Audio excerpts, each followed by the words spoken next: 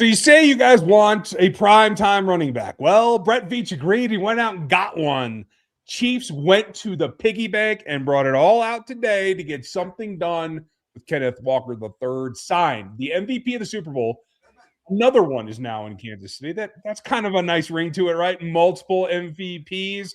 We're going to get into it. We're going to answer all of your questions. Welcome. This is RGR Football. That's Dan Harms. I'm Ryan Tracy. Nice to see you, Daniel. We'll start right at the top. I know you guys have questions. Every super chat gets an answer tonight, so get in there quick, and we'll get to them as soon as we can. We'll try to hit all the other topics as well. I know there's a ton going on. But your initial reaction, what was your likelihood that they would do this, particularly with Walker? I know you like him, but what's your reaction now that they did and you saw the numbers and all the stuff? You know, honestly, I thought that they were going to pass because of the money. But when you look at his contract and Travis Etienne's contract, give me Kenneth Walker's all day long. It's really not close for me because he's 2 years younger. He's 25 years old. It's only a 3-year deal, and the guarantees are mostly up front. Like, that's what this is going to be. You're not going to have to worry so much about a running back who's 20, who's going to be in his 30s. Age 30 season at the end of the contract with Travis Etienne. Kenneth Walker is going to be in his late 20s. And the thing about the Seahawks is that up until the end of this past season, there wasn't much tread on the tires. Yes, he's had injuries. That's true. Mm-hmm. But they used him and Zach Charbonnet as a 1A and 1B. And Kenneth Walker is going to be the 1A in this backfield. They're going to have somebody else as well to do the same thing. And I like the contract. I don't think this is a bad contract to pay a running back of his caliber. And again, $30 million is guaranteed over 3 years. Actually, less than $30 million is guaranteed over 3 years. Like, it's pretty good. If you don't like the contract, I'm not sure what else to tell you. I think this is a very good. You're going to be paying Jeremiah Love in the top 10 a ton of money as well. But the difference here is that Kenneth Walker has the NFL experience. I'm not saying Jeremiah Love is going to be bad by any stretch, but right. Kenneth Walker has done it in the league. And I think one of the big differentiating factors here is that while the Chiefs probably want to get back to running some outside zone, Kenneth Walker is probably better between the tackles, vision-based, than he is stretching outside. And if you watch the Seahawks defense or offense, which I'm getting into, tons of pitches. Like, they told him, run outside, run outside, run outside. I think his vision is better than he gets credit for, because he was coached to take these outside and really to be an outside-based running back. But he has good vision between the tackles and specifically from inside zone, from shotgun. That is something the Chiefs have struggled with their running backs for years. You know, that's something that I think Kenneth Walker is going to be bringing some value to in the backfield. I like that, and I agree with you. Any money at this position like this is a lot for me, but I agree with you. Relative to the other deals that went down at this position, I'll take this all day long. And you nailed what I think is probably the thing that people don't think about enough. You nailed the most important thing. He is a proven commodity. Mm-hmm. Chiefs take no chances on this. Long as you keep him healthy, you are in business. And I think that's where it came down to, because I think that this is what this tells you, bigger picture, and I'll share this with folks on Locked On Chiefs tomorrow. I'll just put it out here tonight. I think it shows you that they have a bigger plan. They have expectations that Patrick will be healed enough to play, and they have to protect him with that running game. It's more important now because they know that it's going to be iffy the first season, but this is not to be a wasted season. They think they can get back to a championship this year, and by doing this, that signals it to me that they're willing. The only thing that I am concerned with, and Thundarius, I appreciate you being here. Thanks for smashing the like. And I know you have your own shows to be recorded tonight, buddy, so take it easy. And thank you for showing up. The only thing that I disagree with is I think Mitch Schwartz said it on X, that they don't have to dedicate themselves to the run. No, they don't have to. There's nothing, pointing a gun at their head. But I do think that this signals that they need to, and they are going to, at least temporarily, until Pat gets back on his feet. I think this is a signal that we're putting that much money into an asset like this, and we're going to use it. We're going to rely on it more than we have because we feel that we need to protect Patrick. Well, that, and I think that they have Eric Bieniemy back with DeMarco Murray for a reason. Like, this was not a we're going to just put the band back together and do the exact same thing we've always done. No, like I think that they don't make this signing if Matt Nagy is the offensive coordinator. I guarantee you they don't make this signing if he is the offensive coordinator, because he doesn't have the run game install to really make this work. Eric Bieniemy is going to bring a better run game. Okay, that's one thing I can almost guarantee you right now. From under center, from shotgun, it's going to be more creative. And when you can be more creative in the run game specifically, and you're not just using the run to throw the ball, if you're using the run to run the damn ball like Eric Bieniemy is going to do, then you can actually be successful with it. And that is one thing that we haven't really seen. It's been more of a, yeah, we'll run the ball just because we kind of have to keep defenses quote unquote honest. But this is not signaling that to me. Eric Bieniemy wants to run the ball. He's going to bring some of what he knows along with a little bit of what he learned with Ben Johnson last year. And they want this to work. I think that's the biggest thing is we have seen changes in the philosophy for Kansas City. Andy Reid fired half of his offensive coaching staff. They just spent big money on a running back. They brought Bieniemy in, but they changed their running back coach to an actual running back, someone who played the position and then coached it in college. Changes are happening because they were just getting by with being smarter than everybody else. And then everyone was like, you know what? Screw you guys. We're going to stop you from throwing the football. So this is how you go back and answer that call with Bieniemy and the run game in a different way to still throw the ball, but be effective running it. Yeah, because that shit is over. Too high, cover 4, cloud 6. That stuff's gone, folks. That's what this does more than anything, is force them that we are going to crush you with this run if you choose to stay there, because now we have somebody who can take a narrow hole and make it an explosive. And that's what they need more than anything. Appreciate you, Night Hunter. Nice to see you. Minshew, nice to see you, and appreciate you. If you guys would hit the like, that helps. I will say this too. Minshew got like 4 times his salary here this year. So by getting hurt and throwing like 13 passes. So didn't he made like $8 million on this contract. He signed with the Chiefs for like 1.2, didn't he? I thought it was 1.7, but yeah, close enough. Still, either way, quite a number of times. Yeah, he's going to be now a compensatory pick formula for the Chiefs next year. Yep, that's great. And it's nuts. And I do think that is part of the equation that we're all seeing here, folks. I've been stacking as we go. We have a bunch in there. Yeah. We have some of our mods in here tonight. Nice to see you, Cole. Appreciate you. We're going to get to them all here and get started. I will say this, that Kairos, the signing of Tonga makes me happy as well, because now the Chiefs have a fullback. I mean, defensive tackle. They can do what they need to do, and I think he helps Chris. He's not an ultimate pass rusher. He is a more athletic, a stronger Derek Nottie at this point. He'll play first and second down. Omar Norman-Lott will come in when he's healthy, rush the passer. I think this is a commentary, Dan, myself, on the defensive tackle class, which I've been saying the guys at the top are not that good. Peter Woods is not an all-pro like about to be. That's how I feel, and I think this kind of rings true that they're seeing it the way I am. How did you read this about Kairos Tonga? I thought that this was going back to their need for ass kickers. How long have we talked about this? They need guys that are just going to play to throw you to the ground. Kairos Tonga plays the way you want a defensive tackle to play, a nose tackle to play. He doesn't give a shit.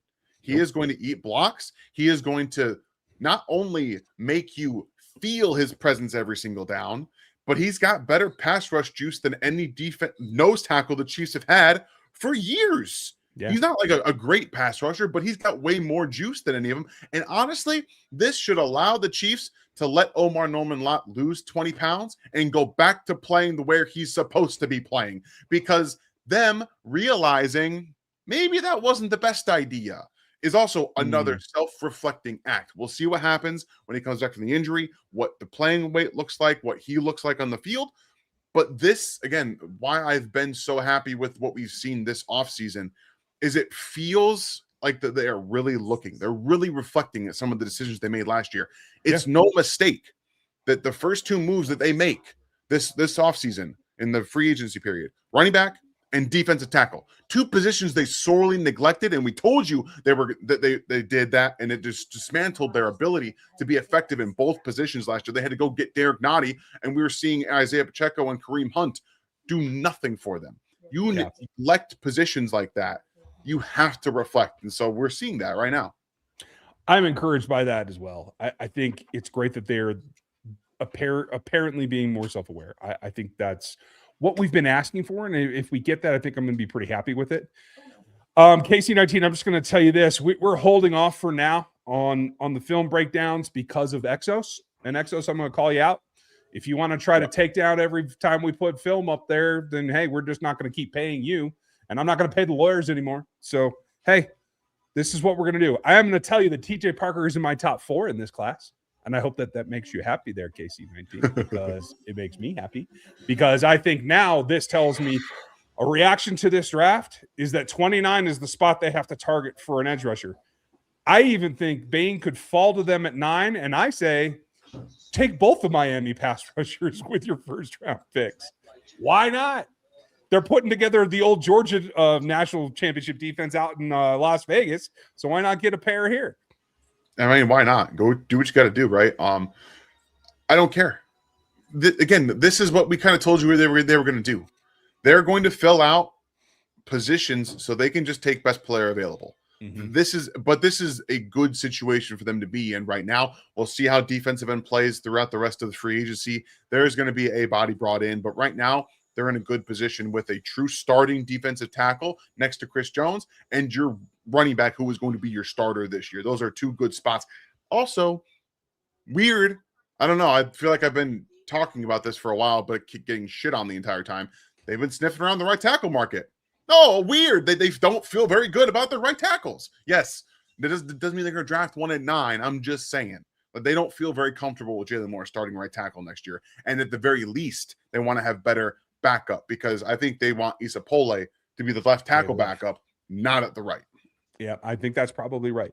And we make more out of it that you can just become a swing tackle. It's not that easy. Not everybody can do that. Not everybody can flip from right guard to left guard. You know what I mean? So it's a little bit, it depends on the guy. Some guys are just more adverse to one side or the other. But thank you, Casey.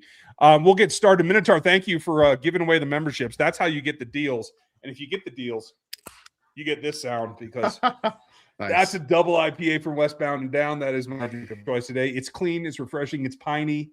It's got a little bit of tickle on the back because you know what? It's like a 9.5% alcohol. So by the time we're done here tonight, we should be having fun. So cheers to you. All that matters. Cheers to Westbound. And if you want a business plan, Westbound, I think you guys are doing a hell of a job. Folks, if you're interested in that kind of business, you should check them out. Absolutely. If you're interested in this kind of business, you're already here, and you have Minotaur helping you become a member.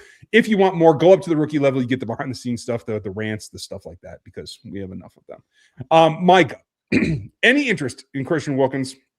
Is there any update on him? There's been zero noise on him that I've heard from anybody, so that tells me there's not much to be known at this point. No, Micah, no. I'll leave it at that. I don't think it's a future thing at this point. Do you think that Bain will go in the draft, or where do you think Bain will go in the draft? Because we need him. The earliest he will go and the latest he will go. So I'm a little bit more hopeful from what I'm hearing that he falls a little bit. He's not falling out of the first or anything like that. But I do think there's a possibility that he makes it to 9. We'll see. Where do you feel?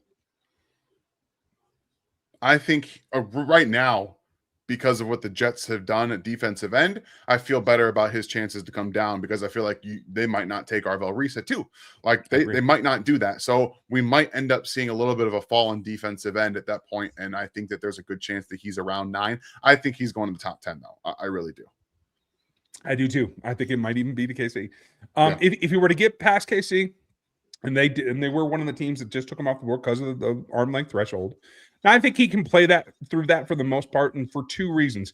Not only does he have heavy hands that he combats the tackle with, but he's quick enough to keep guys from latching on to him, especially if he's playing against Maui Noah in practice all day long. He knows he can't let him get a hold of him because once Maui Noah has his hands on you, you're done. I don't care who you are.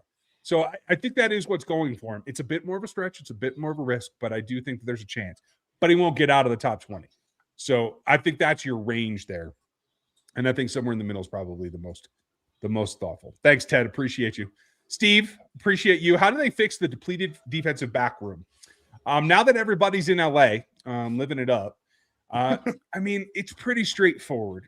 Noah Williams is a starting player on this team right now. Christian Fulton has to be a starting player on this team. Yes, Dan. Take that bow because he had it called. Fulton is a starter on this team right now. Yeah. Right now, the best player to play the nickel, in my opinion, is CRW, but I want him to play safety unless they get a free safety, which they probably actually should do. Yeah. They think Kevin Knowles can play in there. I'm not so sold on that. I like Kevin, but I'm not sure that he's quick enough out of the transitions. So I think that there's still at least possibly two cornerbacks coming to this team, whether in free agency or not. I really liked Flott as a free agent. And then he got $15 million a year today, and I was floored. I thought he would get a third, somewhere between 10 and 11. Holy cow, I did not see that coming. I didn't either. And Alontae Taylor got a big contract as well. Yeah, 20. So right now we're looking at probably, I think Roger McCreary is an option for nickel. I think he's going to be a lower cost option as well. But the Chiefs will be coming away with 3 defensive backs in free agency in the draft at minimum. They have a need. We know that. Good thing for them. This is one of the best DB classes I've ever seen. It's just so much talent from safety to corner, first round, day 2 into day 3 styles. Long guys. You've got tons of nickels. You have big safeties. There's a legitimately tons and tons and tons of players at DB in this class. So that's how you fix it. You identify that this is a really good class, and you say, thank you for your service. Jalen Watson, you're going to count against the comp pick formula next year. Trent McDuffie, thank you for all the picks from the trade. We appreciate you guys' service in Kansas City, and we are going to retool. Brian Cook's going to be a starter for the Cincinnati Bengals. I don't like to see anybody from Kansas City go to the Bengals, but he's going to start for them. He's going to get you a comp pick too. I mean, there is plenty going on here. Yes. They're starting to look like Philadelphia a little bit in that. Little bit. They knew they had to go spend. They'd have to get some of it back, right? Info. Did you see the ability to save money extending Creed vanish? Casey particularly sat on their hands again with the obvious need to extend him before Linderbaum. I mean, he just got extended a year ago. Yeah, like last year, right? Like that was during the season. The cost to extend him just jumped. I'll check it just because I don't remember the specifics, but I thought it was a 3 or 4 year extension just last year. So no, I don't think info that was a big mistake, to tell you the truth. I don't either. And you can't project Tyler Linderbaum making that much money. Yeah. He over the amount they overspent on Linderbaum was astronomical. He made I don't remember the number. It was like 50% more than Creed Humphrey did in his total deal. And Tyler Linderbaum is not a top three center in the NFL. He's not. Creed Humphrey is clearly the best center. And Tyler Linderbaum is a very specific player. He's a smaller guy who can be bullied at the point of attack, but he fits exactly what they want to do. And when you have a center who's going to be at the apex of your brand new quarterback that you're going to draft number 1 overall, you have to prioritize that. Yeah, and that makes sense. You need the experience at that point. And that does. So Creed's under contract for 3 more seasons, 26, 27, 28. Yeah. He'll make 18 this year, 21 the 2 following. I will say this. If they do anything else, they likely have to go to restructure someone. It could be Creed, where they just give him another year at another 20 or something like that, and he's probably happy to take it. This Linderbaum is enough as an outlier that I don't know that it would cause Creed to be like, hey, you owe me $10 million if you want to extend me. I don't see that happening, but we'll see how it pays out. Ryan, Drake Greenlaw, league minimum sign. Veach rehab pickup. Maybe the injury thing. He's still not playing consistently. Not even last year. So it's a lot of risk. I probably wouldn't take it. I'm with you. I don't think I would put a flyer on that unless we're getting to the point where he's not being signed anywhere and it's like league minimum. Gotcha. In your opinion, is Caleb Downs now the best option at 9 with Cook on? I mean, again, he's the best player on my board, because he's the number 1 player on the Bleacher Report draft board. So value speaking in terms of best player, absolutely. I'm telling you guys right now, you're not going to like it, but corner is now coming into play at 9. It absolutely is. And I will say, if Jermod McCoy's medicals check out with the Chiefs, I would say it's him and not Mansour Delane. I said that a couple of days ago. People lost their minds. And I'm like, okay, I get it. It's a risk. That's what they did with Josh Simmons. And I know 9 is not 32, but he's long. He's a press guy. He's got an attitude problem. I mean, Dave Merritt said it today. Come in here, grow, and then you can go. And then they're going to do it again. And they're going to do it again. And who better than to get somebody with some edge like that? I still don't think they're going to take a corner there, but it's definitely in play. Like, people want to put their head in the dirt. It's definitely in play, guys. And if the medicals are questioned, he might be there at 29. That's fair. Could be another Josh Simmons thing. What are the odds that D isn't a reach and available at 29? In my opinion, Zion shouldn't be a first rounder, but he may solely be because of scarcity. I think he's on the edge there. For me, I think he's either 5 or 6. I have Parker and Messidor above him, and then I think it's him, and then I think it's Derek Moore on my board right now. And I'm almost done, folks. That's going to get released for you. So you see my rankings. And like Dan said, he only has Bleacher Report right now. When he puts his full board together, you'll see all that before the draft, like we always do. Yeah. That'll be ready. I agree. I have Zion, I think, probably in the 30s. If he gets pushed up a little bit, it's a whole hell of a lot better than it was picking Felix at 31, where I had a 60 grade on him. So I don't think it's too much of a concern for me. How do you feel? I think it just depends on how you feel about the drop off from 29 to 40. Like, if you don't care about 29 to 40, but you don't think you're going to get him at 40, take him at 29. Like, that part doesn't really bother me. Like, if you have a top 40 grade on this player and you don't think you're going to get him at 40, you take him at 29 and you're fine. But again, if you have to talk yourself into taking him at 29, just wait till 40. Yeah. If it's that much of a push. Jay Chief, yep, we're with you. Jeremy asked about the new coaches. How much do they have influence here? And they definitely do have some. I think what we've learned the last few years, especially on the defensive side, is that Veach listens to Spags and gets guys Spags likes. And that's why when people are like, oh, you keep saying go this, the Chiefs are going to do this but he's not the best player. No, he's not, but he's their type of player. And that's really the difference. Yeah, I think that's what we're seeing too, like you said. Dan, did you see the report? Thank you, Tony. That the report about Ryan Johnson is comfortable parting with him for pick 29 or 40. No. You don't think he's up to par for that? I was thinking 40, but I don't want Brian Thomas Jr. on this team. No? Okay. I don't. He's not a separator. He's not. So he's a vertical player. So if you want to just keep bringing in vertical players, just draft a vertical player. Don't bring in a guy who's going to end up being more expensive. And plus, I also saw that pretty much debunked for the most part. I don't. If they're actually serious about trading him, then they are trying too hard to justify drafting Travis Hunter where they did. Just let the man play. Like, if you're going through all of that trouble, or he's just not a scheme fit for you, that's on you for taking the head coaching job and then saying, I don't want this player. Like that's ridiculous. Find a way to utilize him. Yeah, I mean, it's an asset. Make the most of it. Welcome, Perry. Hope you're doing good. Getting crazy here. Okay, Sticks. With first 2 round picks, is there anyone you would package a deal up to go get in the top 5? Ariel Race is the best on my board because I think he can play 2 positions for you if you need to. Yeah. I still wouldn't package both 2 first round picks to go get him, though. Is there anyone you'd go after? No.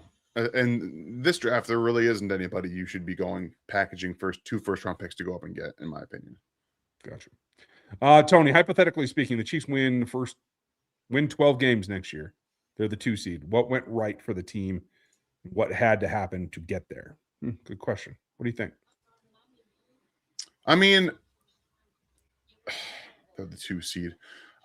What went right is the bets that they made on the running back and the coaching staff. I think that's exactly the first thing where we start. I think what has to happen to get there is that Andy Reid needs to continue this self-reflective movement, is recognizing that running the ball is not just a means to an end to throw the football. Running play action is not just a means to an end to throw the football.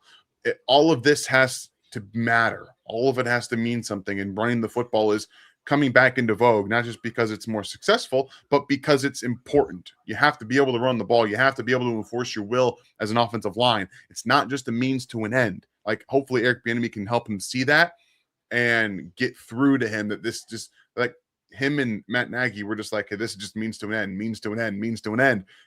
It has to matter. You have to mean it. So I think that what ultimately has to happen is he needs to keep this self-reflection going, and we'll see what the offseason continues to tell us.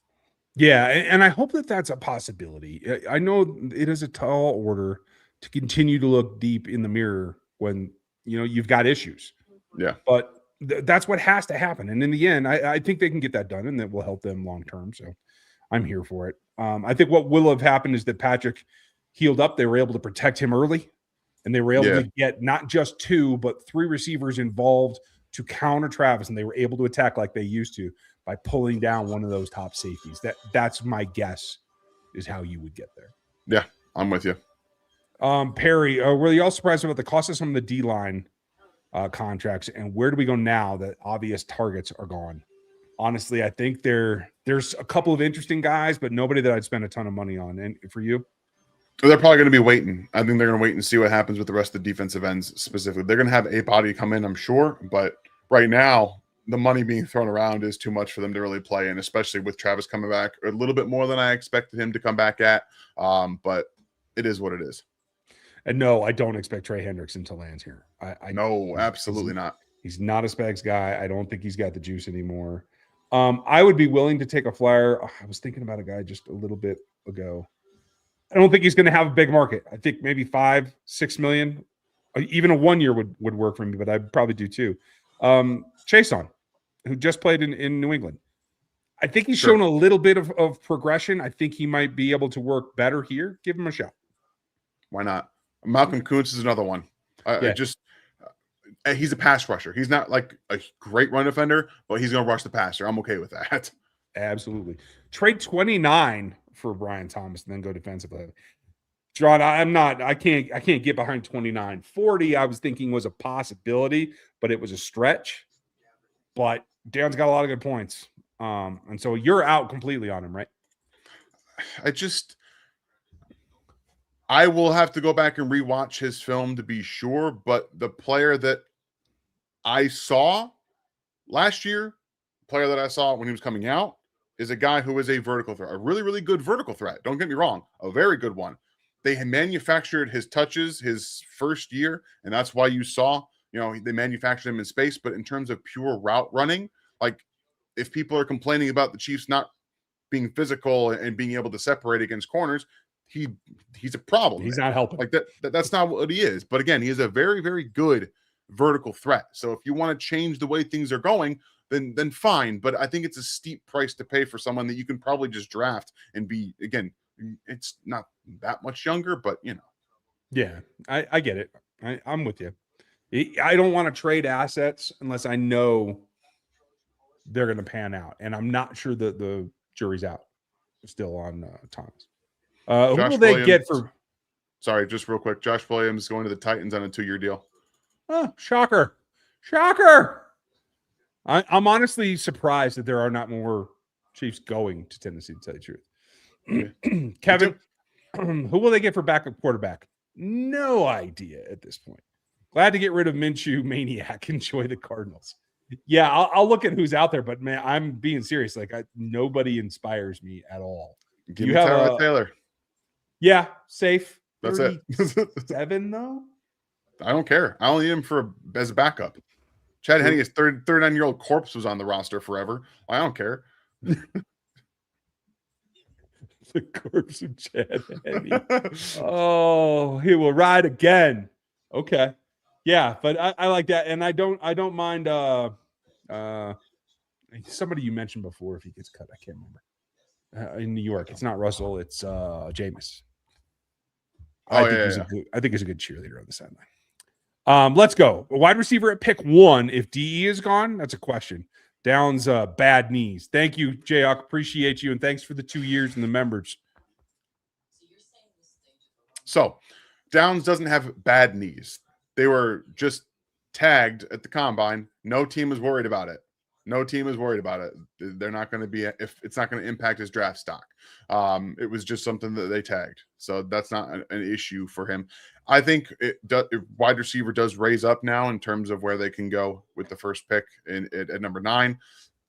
Still not like confident on it, I would go other places first, but it's moved up in the pecking order. Yeah, I'm with you there. This is doing what Brett Veach does. Smooth everything out so you have more options and you're not pigeonholed. You're not stuck with McCole Hardman. Okay. That's what we're trying to avoid. Samuel, so does this mean the hard focus is now on CB and edge?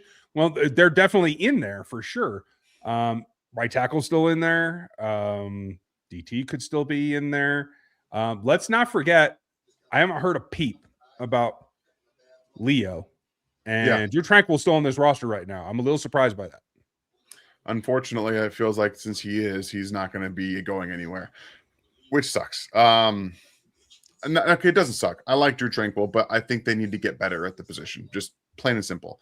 But the fact that Leo Chanel is still out there is an interesting thing. I thought he'd be kind of picked off the market already.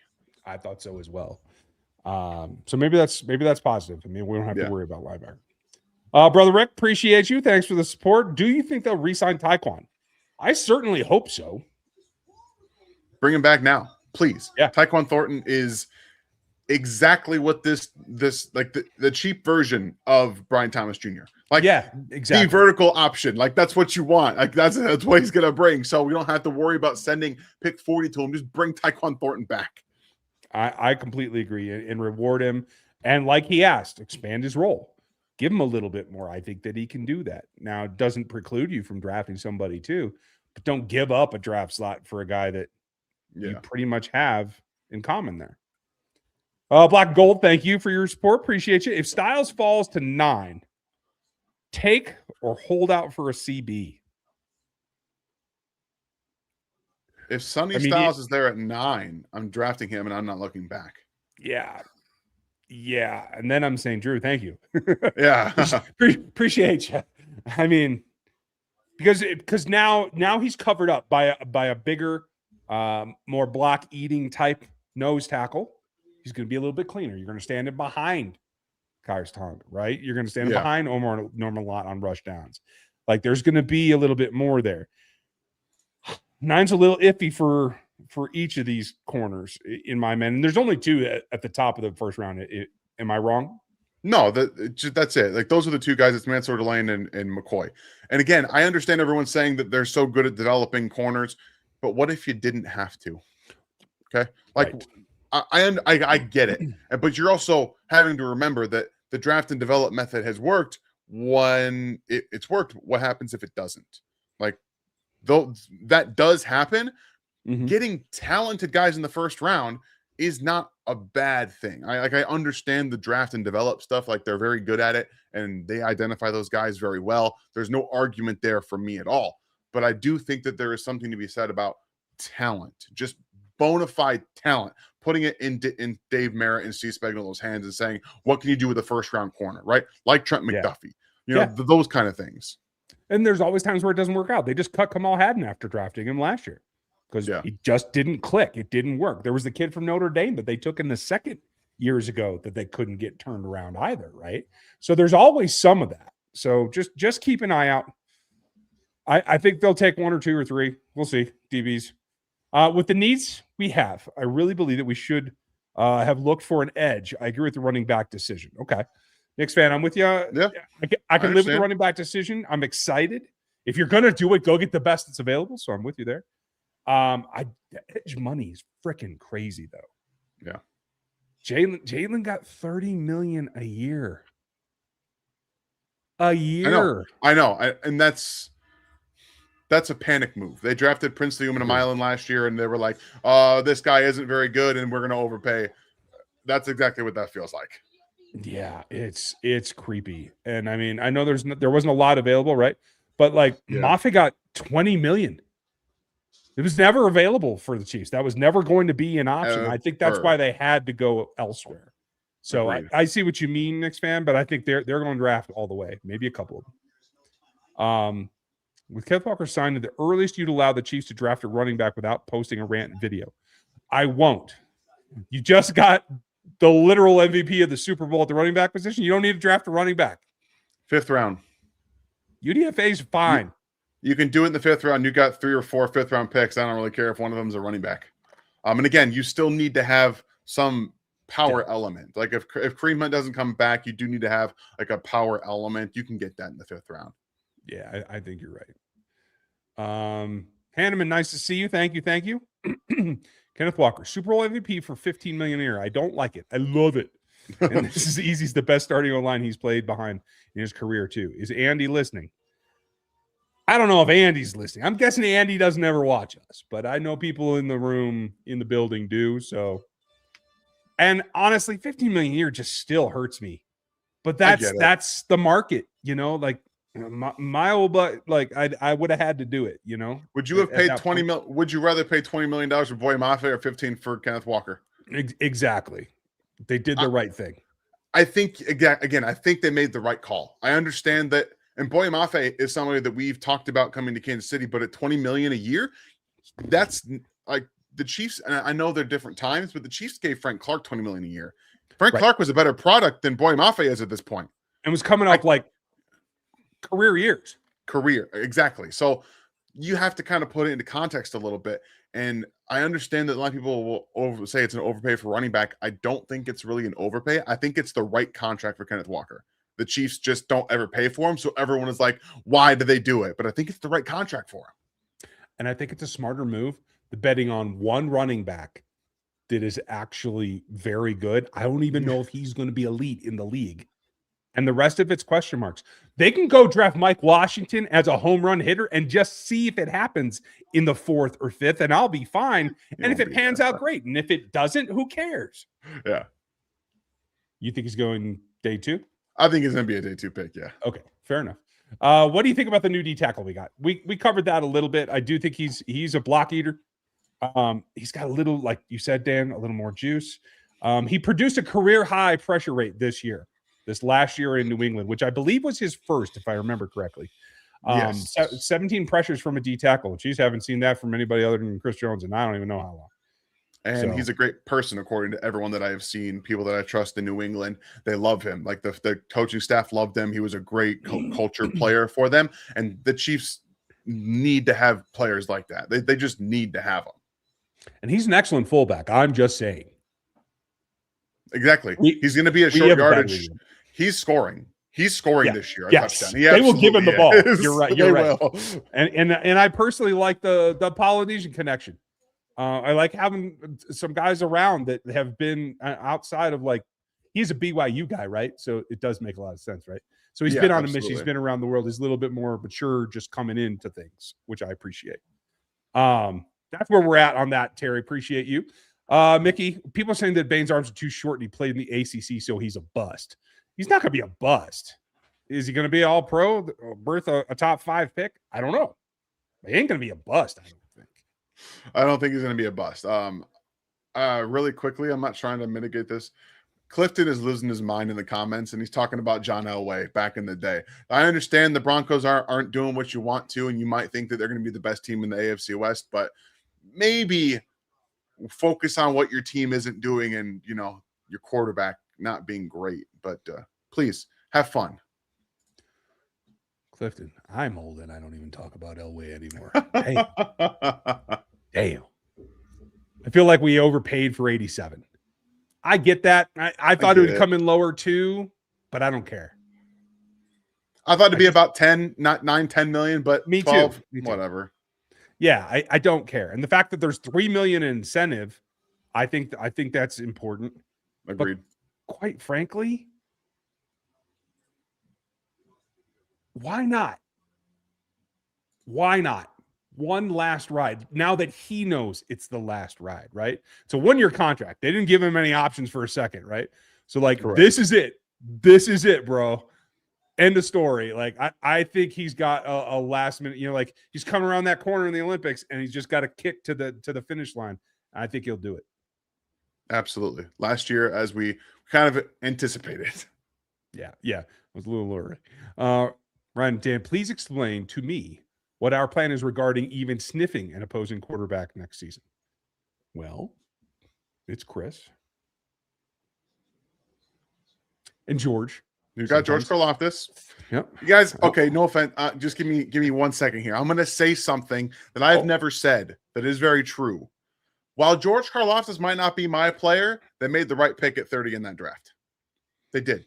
Wow, they you have never said that. Okay. I've never said it. He's not my kind of defensive end. He's not. I don't think he impacts the quarterback nearly as much, but they made the right pick. They did. Culture, effort, and he has the most career sacks out of any defensive end not named Aiden Hutchinson in that draft. He just does. He's a cleanup sack guy, and that's okay. Yeah, but you need him. They made the right pick. Now they got to get somebody on the opposite side that can be the 1 to his 2. The hounds to the hunters. Now you need somebody to flush them. I'm with you. And for those of you who were watching me on TV that year, the one time I've done live TV for the draft, don't go look at my face when they made that selection because it isn't pretty. You guys remember, we've been talking about it for years. I did not handle that well. No, I gave way too much there. But they are going to come after it. They are going to use more resources. I think Ashton's going to give you a little bit more. I think Omar's coming back. That's 4 pass rushers you have, right? You need 3 or 4 more. You need to be able to come in waves, and you need some young guys. I don't think DT's off the table just because they made this signing, like a late day 2, even a day 3 pass rusher type. Yeah, like Zane Durant, who's got some pretty good pop, but he's not like the fastest dude. Brayson Holton, I like his pass rush. You can get some value guys that are just pass rush DTs later to be able to keep everybody fresh. I think that's important. Absolutely. We have lots of questions and lots of super chats. We are about to get to them right now, guys, and we got to speed up. So we are going to do what we can here. I'll shut the hell up. You're in charge. Oh, wait, I have to You're do faster it too, than me. It's not just me. Bozzy, thank you very much for the support. Scared about our cornerbacks and defensive end. Also, trade for Brian Thomas Jr. We did kind of talk about the Brian Thomas Jr. thing. I'm out on it. I think Ryan's kind of on the fence at 40, but the corner stuff is going to resolve itself. They're going to bring in somebody. They're going to draft a couple. Safety as well. Like it's going to look way better than it does now. Pawns. Like, that's just the truth. Pawns at 40. I'm good with that. Pawns. Yeah. I'm Rain Man on this kid now. It's crazy. I love Pons. He won me over, guys. Like he's fantastic. Thank you very much, Bozzy, for the support. Jeremy Jones, member for 62 months. Thank you so much, man. That's awesome. That's 5 years plus, folks. Hopefully, is that Shahir? I'm thinking that's what he was thinking. Aziz Al Shahir is next. No, is that who he was talking about? No, I was thinking Rashid Shaheed. Oh, Rashid Shaheed signed back with Seattle today. Did he? So he's not going to be on the market, unfortunately. But hopefully they can get Tyquan Thornton back, and hopefully that's somebody you want to see, Jeremy. Thank you so much for the support. James, thank you for your question. Does Bashard Smith still have a chance now that EB is here? Yep. What do you think? 3rd down back. Hopefully. Yeah. Hopefully. I think he can. He's got to get better as pass protector, but I think that EB is the guy to help him do that. And DeMarco Murray, like, let's not forget these guys can do that. So got to develop that. And Kenneth Walker is a good pass catcher. I wouldn't say he's the best pass protector. Not like, and I don't think he has to be. Yeah, he does have the injury history, right? So like, I don't think he has to have 400 touches, right?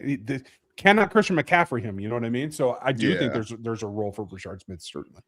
Absolutely. And I'm hopeful to see it. Want him to be the RB2 next year. That'd be great. Coolio, would it be in consideration to move Kingsley to right tackle and try Hansen or Norzad at guard and try to get the best 5 approach, or that end up hurting Kingsley development? And now that you've got Kingsley as a guard, don't move him. Kingsley has Pro Bowl or better potential at guard. I was just about to say, there's upside here that people are not talking about, where I'm not gonna put it into the atmosphere right now because I think it's irresponsible. But there's something there. There's something there, guys. I'm not touching him. I'm leaving him at left guard because I think he can be a special player if he reaches that potential. But no, I don't think you can really do that at this point. And if they're not confident with Jalen Moore, something's gonna happen. Yeah, I agree. Beach, thank you for the 2. Yeah, right. This is actually pairs into another question, another super chat that I saw down here. But really quickly, Beach, thank you for the 2. 9, Francis Maui Noah. 29, TJ Parker, 40, D'Angelo Ponce. How would you feel about that? Is it the second or the third Ryan Reynolds movie? What's his name? Where he's got the old Deadpool?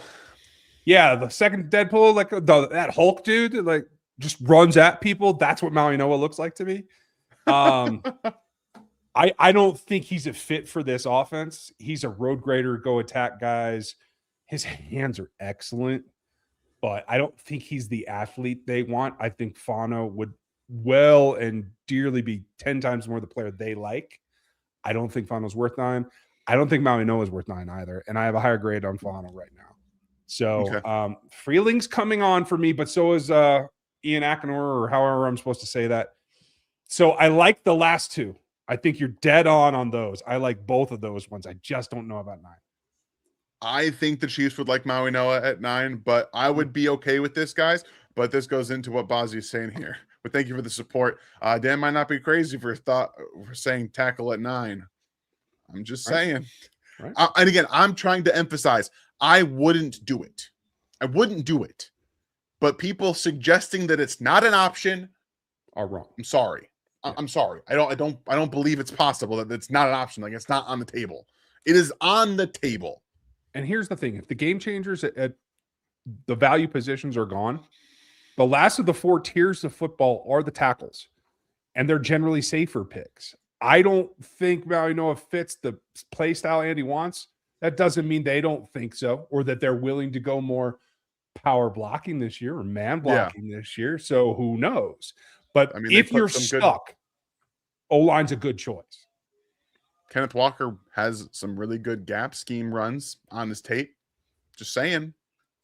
Just saying. Thanks, Bozzy. Appreciate you, Beach. Nick's got one here for another super chat, $4.99. Has your draft board changed at all today since we lost Jalen and Cook and signed Kenneth Walker? Draft board doesn't change based on who's already on my roster.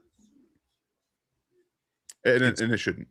No, it's the film and their production and their athleticism, the 3 things that make them a player. Like where you're willing to take them changes like that in the draft, but like what their value is, what their evaluation is, that doesn't change based on who else is on the roster. No, and we're realistic. He's probably talking more about like maybe draft needs. If I had to guess, this is probably more. The needs definitely changed, but so absolutely that does change the math there. But I still think they're going to be going into the draft picking best player available at 9, possibly trading down. I think that is on the board. Thank you very much for the super chat, Nick. Appreciate it. If Jeremiah Love gets down to 9, I think that they might be able to trade down because they're out on Love, folks. The Love is over in the draft. That's done. So let's hope, because that might garner something.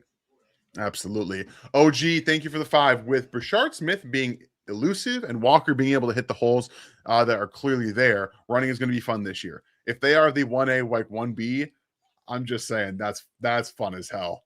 That is so fun. It's not the Isaiah Pacheco show, and it's a complete 180 from what they were last year. A complete 180 if that's the way they go.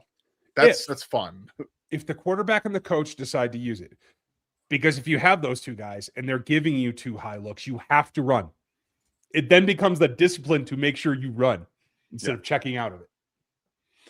Oh, thank you, OG, for making me giddy about that exciting possibility. Chiefs Knicks fan, thank you for the support, man. We need to get the pass rush right, even more than cornerback, which we lost both to the Chargers. The Rams. Absolutely. I think you're right, because we've seen it. Like everyone's been saying, the Chiefs can get it right with corner. They can figure it out. And whether you like it or not, what Christian Fulton showed them at the end of the season is CB2. Now, like, that was how good he played. And Noah Williams is your 1. Those are set. They're ready to go. So corner right now is okay. You still need depth, obviously, but they have starters there. And if they can facilitate pass rush to make their jobs easier, the whole thing comes together. I won't argue. DC Jayhawk. Oh, guys, sorry, guys. We have lots. Thank you guys for the support. You guys are great. Donnie, thank you for the 2. Elton Jenkins, he'd be fun to get. He did play right tackle. What do you think? Do you have any thoughts on Elton Jenkins? Didn't he move into center for a while, though? He's played everywhere, I think. Yeah, okay. I don't know that I'd make that risk. I have a feeling in my mind, once you kind of move in, you don't really come back out very well. At least not in the guys that I've seen. But can't hurt to give them, kick the tires. I think that's fair. Competition isn't a bad thing to have at all. Thank you very much for the support, Beach. Thank you for the 2. Bring Hunt back or go get Keaton Mitchell. Well, they're 2 different players. I like Keaton Mitchell though. He was my original thought. I do like Keaton Mitchell, but if the Chiefs didn't have Brashard Smith, I'd say go for it. But they have Brashard Smith. If it's one or the other, I'm going to take Hunt. Yeah, because you have the other areas covered pretty much with these guys. Unfortunately. And again, big Keaton Mitchell fans here, guys. Another one here from OG. Tyquan Thornton gets opened up this year if he's signed. I hope so. You have to, because he's been talking about how he wants to be more of a focal point of an offense and at least maybe utilized better than he was in Kansas City last year. Agreed. So I hope that's true. Oh, shoot. I need to go back and get that. My mouse double clicked. You keep going. Okay. Clicker's dead. Okay. Thanks, all consuming. Appreciate you. I'm going to jump back to the highest one I have. SC Warrior, appreciate you. Good evening. I hope that's strength and conditioning. So welcome to you. I haven't talked to you guys in a while, but I hope you're doing well. Back at you. With Cook on and depleted secondary, would you be okay with Downs at 9? I know Dan would. Honestly, to me, it depends on who else is there. My only problem is that if you have, they're not getting rid of Jamari Conner, guys. I hate to tell you. Yeah. So even if we get our way and they put in a true nickel and they do play him as a safety, he and Jaden have to get playing time. And I think CRW, he's a bit of a tweener. So the thing that comes to me is I think if a safety's on the table, I think it has to be more a guy that can play at the back of the free center field type than what Downs does. I like Downs, but I don't think the gap is the right fit for me. I get it. I understand it for sure. And I think that's probably still the way I would lean. Give me Dylan Thieneman at 29. Like that's the way I'm going right now. I love Caleb Downs. I think he would be great in this defense because he'd be great in a lot of defenses. But I do think it gives your defense more structure to get a guy like Dylan Thieneman who can play on the top and be successful from a cover 3, cover 2 standpoint. Yeah, I agree. They got to have somebody back there. I appreciate you, SC. I did find the question that I missed here. Sorry, Fix It. Thank you for the support. If we trade for Thomas Jr., sign Chase on, win. I like that. Sure. I mean, fine. Win. If they go for it, I mean, that's what it is, right? Just go win. I'm okay with that. I like Fix It. Appreciate you, Fix It. Kai, thank you for the support. Thoughts on Jaden Kennedy late in the draft for the nickel? As an Oregon fan, I was pleasantly surprised last year. Yeah, again, another redshirt senior this past year. Plays a little bit of nickel, plays a little bit of too high. Had experience, I believe, as a boundary corner as well in the past. But another physical downhill player. I think he's not perfect as a nickel. I think he's got some coverage issues at the top of his route, but he has good ball skills, instincts, and he's able to kind of facilitate that aggressive nickel play style that I think is in vogue right now in the NFL. Was he the kid that was at Arkansas a few years ago? I honestly, I don't remember. Okay. I got to go back and look. Yeah, I thought he was solid at Oregon. Didn't stand out to me. And I get those. He made some plays, but yeah, exactly. So day 3 would be a good spot to nab that kind of player. Better upside from a pure nickel standpoint than Jamari Conner for sure. Yeah. Appreciate you. PKT, thank you for the 5. Hey, Ryan and Dan, I love everything you guys do. Well, thank you very much. We appreciate the support and absolutely love Kenneth Walker. But would you trade 9 and a 5th for TJ Watt and 21? No. So move down from 9 to 21. Give up a 5th for TJ. He's 30, isn't he? He's older than 30, I think. Is he? I think. I want to say yes because I was super high on him at Wisconsin, and I want to prove everybody that it could work in Kansas City, but I just can't say yes. Like 3 years ago, sure. Right. Sure. I have seen nothing but the downward trajectory, and I'm just not in the business of getting older defensive ends that are going to keep getting worse. His cap hits $48 million this year. No. Oh, yeah, absolutely not. No, 42. Sorry, 42. Still, oh No. boy, appreciate the question there, but that makes it a insta no, insta no. Another one here from OG. Burrows gets Watts, Garrett, and Crosby 6 games. Yeah. Oh, TJ Watt. Yeah. Okay. So Burrow gets to face TJ Watt, Myles Garrett, and Max Crosby 6 games. Yeah. That works for me.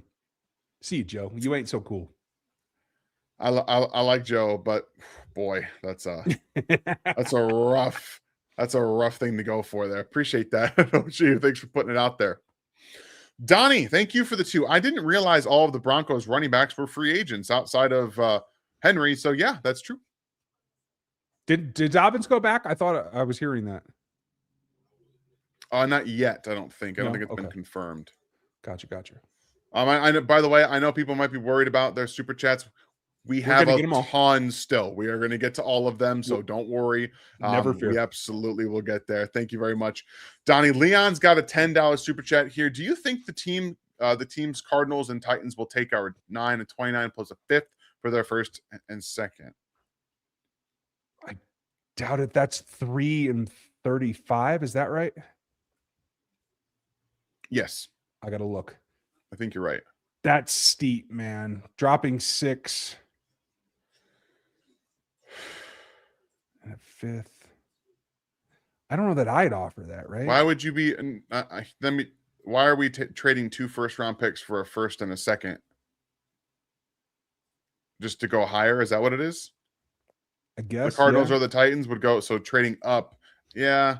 Up one, down the other, splitting. Okay. All right. I'm following now. Yeah, I'm probably not. Sure yeah, I don't know if they do it.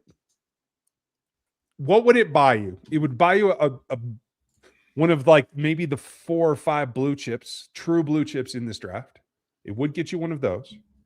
It would put you at risk at missing out on the whole second tier of the pass rushers. And that's what would worry me. Now, if you went pass rusher first, then obviously it's no problem. But 35, I mean, giving up a 5th for it, that's certainly a good cost. I just don't know that they would go for that. They got a lot of things to fix too. Okay, so we did just get confirmation that J.K. Dobbins did sign back with the Broncos. It's a 2-year, $20 million deal, but only 8 of it is guaranteed. So he didn't get $10 million. $8 million. He got 8 years. He got $8 million. So that's all he got. Well done, J.K. Guy hasn't played a full season ever, right? No, not once. I don't think. Maybe 2 years. No, never mind. He didn't. Just didn't at all. Thank you, Leon. Appreciate you. If something changes, we'll let you know because we do hear things from time to time. So who knows? All right, Luis, thank you for the 5. What position do you think the Chiefs are going now that Walker is on the team, or do they just go best available in the draft? Right now, they still have to go edge. If they get something done, the goal is to be able to be comfortable enough at all your other positions to take best available. They're not there yet, in my opinion. Not yet. They got some things to do still. Absolutely. They got to get at least one defensive end body. They still probably need to address a DB of some kind to be able to give them something there. But yeah, overall, they've still got multiple positions to fill before they can just take BPA, Luis. All right, and this is what Nick was talking about in his super chat. It should have been draft boards. The Chiefs draft board. So probably like we were talking about the prioritizing. So we did end up answering that properly. So thank you for the specification there, Nick. I appreciate that. Jeremy says with the $2 super chat, Tonga can also play fullback for you, Ryan. Yep. This is something that we talked about that. Absolutely. Jeremy is a veteran of this channel, and I appreciate you, my friend. You're absolutely right. And I won't even complain that it's not a dedicated fullback. I will take a part-time fullback if it looks like Kyrus Tonga. Okay, I'm here. All I want to see is that they don't have to designate an actual fullback on the roster. I don't care who's doing it. Even if it's Nowakowski? Yep, designate him as H-back. Okay, just not fullback. I'm or tight end for all I care. I really he's listed as the tight end on the Indiana roster, so that's all that matters to me. All right. Nikki asks, does anyone know anything about Gary Holland? Haven't seen him. Is he okay? So when YouTube did the whole changing over from names to usernames, it changed his as well. And he's been in here from time to time still, but it just looks differently. And he's got like an old picture of like himself when he was, I believe, in the military. You can correct me if I'm wrong on that, Gary, as his profile picture down there. So it doesn't look like him because it doesn't say his name or anything, but I still, maybe I'm thinking of somebody else completely. No, I think you're absolutely right. And it's been 2 or 3 weeks since I saw Gary, Nikki. So maybe he's just traveling or something. No, maybe. I don't know. We have seen Gary, but it hasn't been in the last 2 weeks, I don't think. Yeah. So hopefully he's okay. Crimson dropping the bomb. Nice. All right, KB. This is the question you asked. Sorry it took us so long to get there. Can you explain comp picks? How and when do you get one? Thanks. I think Ryan is best to answer this one. Like that movie from A Few Good Men. Yeah, I could tell you, but then I'd have to kill you. It is a sworn secret in the NFL front offices. Nobody knows the formula. It is a certain threshold of contract salary versus what you contribute to your old team versus what and it's not just you, it's the entire class, right? Of the free agents that a team loses versus the free agents that a team signs, and what you get in terms of contribution, both from snaps and some other statistics that they've never confirmed for any of us. The NFL just won't tell us. And I think it's because they make this stuff up on a year-to-year basis. And I don't think it's terribly consistent. So I wish I could tell you, KB, but nobody really knows unless you're in the front office. There's like 5 people that get locked in a room and they just kind of like, have you guys ever seen The Office? If you've seen The Office, there's a scene where Michael and Jim are co-managers and they lock themselves in a room and they have pictures of all the employees there and they're trying to distribute money, like raises, and they're trying to use little beans to say who deserves this, who deserves this. That's how I imagine the NFL distributing compensatory picks. All 32 team helmets are there and they go through and say 5th round pick, 3rd round pick, 6th round pick, and they just do it that way. One for you, 2 for me. 1 for you, exactly. 2 for me. Just like that. Sorry, Jacob's guys. got one. I'm gonna throw Jacobs in here, even though it sounds super. But okay, cool, no big deal.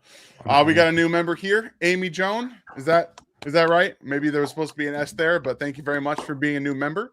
Welcome to Rogue Nation. Don't be offended by anything that I say behind closed doors. Cheers and thank you. Dub Freak, nice to see you, man. Thank you for the support as always. Hey guys, hope you both are well. Do you think they might trade for a right tackle? Also, who would be both of your ideal picks in the first round? Why don't you take the first part of this question right now, and I will think on the second one. He gets pulled over for a traffic ticket next week. And literally, I called this when this happened to Justin Houston, by the way. And something plummets him down the draft board to number 9. I would take Arvell Reese. That would be my favorite thing, my ideal pick, because I could change the way this defense runs and be super dynamic. Yeah, he's right about that. Ideally, for me, it's Sonny Styles. And it's not because I don't think Arvell Reese would be, but it's because I think that Sonny Styles is one of the unicorns in this class. I believe he can do everything from a linebacker perspective, and I think he amplifies Nick Bolton. That's the smartest player. Crucial. And when you can amplify what Nick Bolton can do or what he has to do. Right now, he has to do too much. He has to be in coverage more because other linebackers aren't good, and they don't apparently trust Jeffrey Bossa to do anything. But if you can just say, Nick, don't worry. You do something else and leave Sonny Styles in coverage. You're on. Here's an idea. Go help rush the damn passer. Absolutely. I think it'd be a lot of fun. I agree. I don't think they're going to trade for a right tackle. I think that they're going to sign one or they're going to draft one. I think if they were going to trade for one, they probably would have done it before free agency, so they didn't have to get the next level up of this year's pay increases. Maybe I'm crazy. I love that. But give me Evan Neal to develop at right tackle. I know that he's failed, for the most part, but you have him as a pick coming out? Yeah, I mean, again, playing right tackle, He just wasn't Okay. the left tackle at Alabama. And I've also heard some things about him working to get better, like Okay. mentally and actually training on his own. Hmm. So I've heard I'm down some with a flyer. things. He might not be ready yet, but I'm just saying in a year or two. That's all I'm saying. Appreciate you, Dub Freak. Mark, thank you for being a member for 52 months. Man, Dang. you guys are awesome. I wonder if Veach tells every DB they draft, welcome to KC. We are excited to have you here, but you're not getting a second contract with us. Honestly, that might be on the the card they give him to all DBs. Like, just say, hey, we are a DB factory. We don't really need you past your first contract. Hey, we're going to help you. We'll find you a spot. Just don't sign more than a 4-year lease, bro. Thank you for being a member, man, for 52 months. And hopefully they don't actually do that with their corner, because I would like to see some of them stick around for a while. If they're not going to keep Trent McDuffie, they ain't keeping anybody else. No, you're right. You're right. Roughneck, thank you for the 5. Imagine if we could develop receivers and tackles like we do CBs. Well, now the Chiefs have a legitimate wide receiver coach, so that might be a problem. It might be a real thing. All right, I have a take. Oh, here we go. Jawan Taylor is going to sign somewhere this year. What Oh, happens if he becomes a top 10 tackle in the NFL and fixes his issues? We have to have the honest conversation that Andy Heck needs to be fired if that happens. There is a world where Jawan Taylor is somebody's right tackle and we never hear about penalties. Think about that tonight, guys. I don't want to. Damn it. Thank you for the support and the 5. Kraft, thank you for the 10, my friend. Appreciate the support. I disagree on running back. I still draft Love at 9 if he falls there in case Walker gets hurt. I'm sick of rushing for only 3 yards at a time. Every offense that explosive in the NFL has good running backs. Thoughts? I understand where you're coming from, but never in my life or in the life of any front office executive that worth their gray is the term top 10 pick and in case. Top 10 picks need to be instant difference makers. Yeah. Like you have to plug them in and let them go. Like Sonny Styles. He's a day one starter, changes your defense.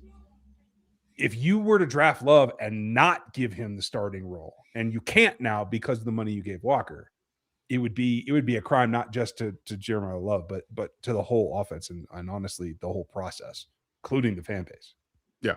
That would be the equivalent of the Falcons giving Kirk Cousins the giant contract and then drafting Michael Penix in the top 10, which they did. We ain't the Falcons.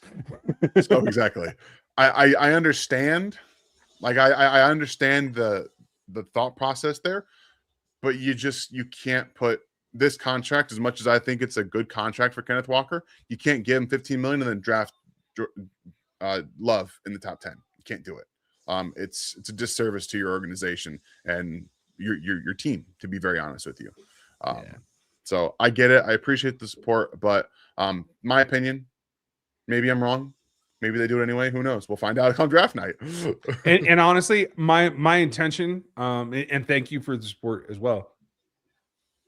What I'm coming to realize is I think that means that they feel they didn't have a shot at Love.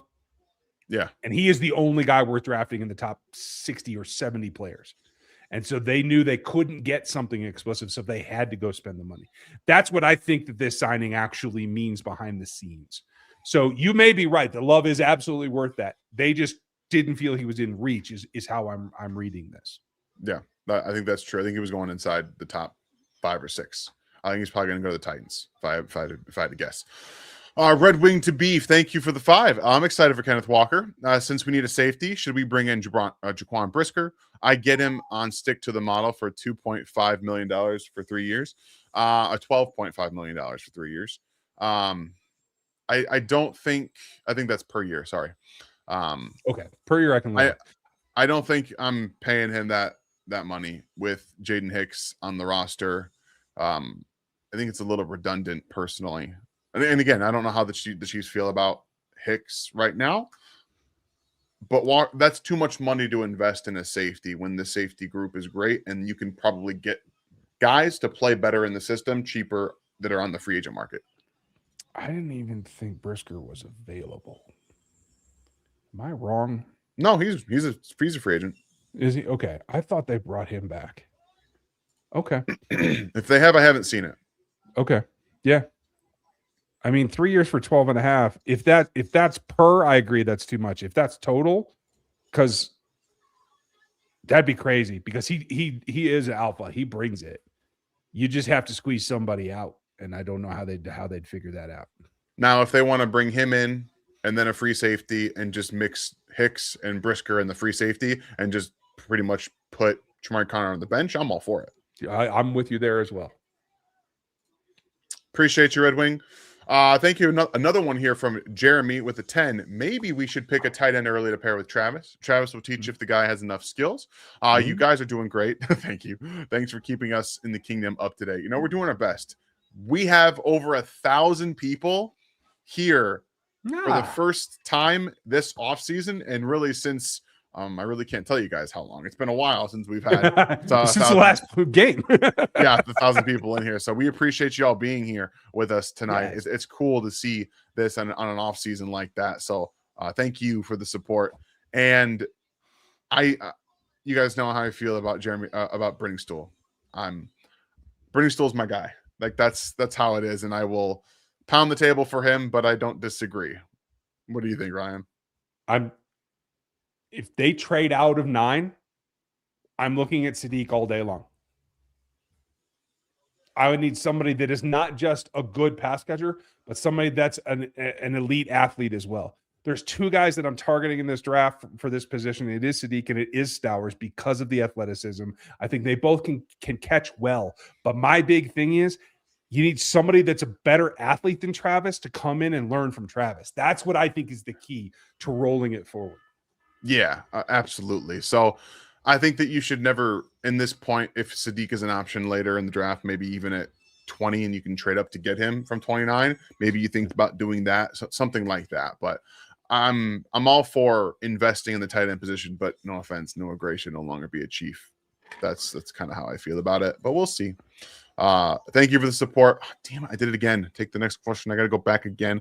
I need a new mouse, guys. I need to get a new mouse. It keeps double clicking.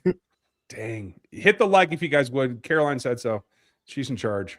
And if you guys haven't been reading her, she's doing great work for us at NFL 33. So come over and check that out. That's where my rankings are going to go up as soon as I finish and get them done. I'm working to spit out the athletic matrix. That comes first. You'll get my rankings. It's all cascading here as we go through life here. Is this the one? I found it. Right. We're catching up. We are catching up. I do apologize. My friend. Huh? Iqbal. Okay, Iqbal, thank you for the support. Appreciate that. Ryan's got it on lockdown. Would you swap first round picks with the Cowboys? What pick do the Cowboys have? They have 12 and 20. They have 12. Trade down to 12 or trade up to 20? Yes. From 29. I think both are in play. Yes. So I think the answer to your question is yes. Absolutely. That's something that I would do. God, that either would one be of those. Sweet. You're guaranteed, almost guaranteed. Nothing is for 100%. You're almost guaranteed a tier 2 pass rusher and an impact player on the offensive side, either wide receiver or tight end. I would do that in a heartbeat. Absolutely. Thank you very much for that idea, because I think that would absolutely be that might be in my mock tomorrow for the Chiefs. Let's do it. Let's just have fun with it. Another one here from Dub Freak. Thank you very much, my friend. Dan, what are day 2 and 3 wide receivers you'd be interested in? So let's see here. Pull up the wide receivers. Omar Cooper Jr., everyone's going to tell you he's a first round pick. He is a day 2 player. He is probably around 40. Okay, so if Omar Cooper Jr. is there and D'Angelo Pons has been taken, that's where I'm going, but I'm going Pons over Cooper. If the Chiefs are going X, Malachi Fields is the guy I'm looking at. Also, Chris Brazel out of Tennessee. I think he is a very good route runner for his size. And Ted Hurst as well on day 2 is somebody, again, size, speed, athleticism as an actual X receiver. Reggie Virgil is interesting out of Texas Tech. I know the Chiefs are interested in him as well. He's a speed guy, but he's got better route running chops than I expected to see. I saw that at the Senior Bowl. So he had a pretty good performance there.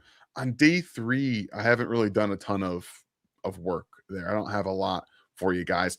I will say Jacoby Lane has become far more interesting after the combine performance, and the gauntlet drills and the on-field drills, like that feels like it was real. So it's just something to pay attention to. I agree with you. He was one of the guys I was going to mention too. CJ Daniels, he's a day 3 guy, right? CJ Daniels. Let me find his name. Yes. Okay. That's where I have him as well. I still like Elijah Surratt.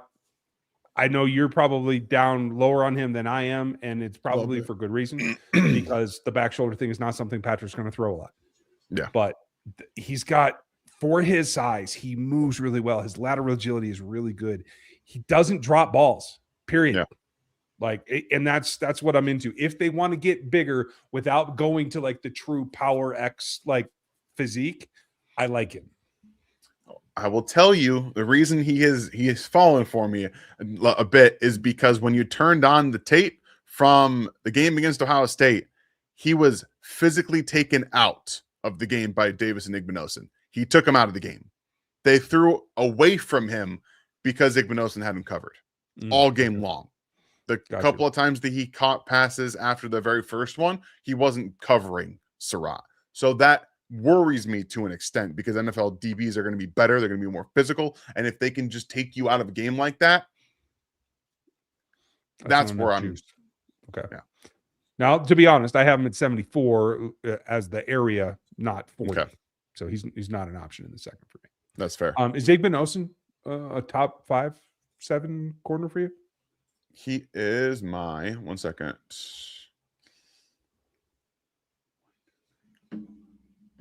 He's my CB9 actually. But I love it. I love it, Igbinosun. But that shows you how I feel about this corner class. Yeah. He is a fringe second round player. Like he's still a top 60 player for me. And I have 9 corners from the first round to pick 60 graded as that. I think the Chiefs see it the way you see it because they seem to be okay letting people go, knowing that they have four top 75 picks. Yeah, I'm with you. I hope they see it that way, because they should. Appreciate you, Dub Freak. And we're going to hear from Info. Thank you for the 5. Why only a late pick swap for Michael Pittman Jr.? What team do you think has had the smartest day one? I like those. I'll let you handle the second part. I'll take the first part here. Michael Pittman Jr. isn't a very good receiver. He's fine. He's a good possession receiver. He doesn't give you much after the catch. He's not a vertical option. He is a short to intermediate player. And to be also because his contract is big. He has a $28 million cap hit, I think, or something like that this year. It's a very large cap hit. So you're not going to be able to get more for him with that large of a cap hit coming to your team. So it had to be a little bit of a late day 3 or day 3-ish. So it was a 5th round, I think they got for him. Had to be that in order to take on that contract. Got you. I want to give starting credit to the Rams because not only did they take 2 Chiefs, but they re-signed Cam Curl and Quessenberry. I think those are both good moves. They're doing pretty good.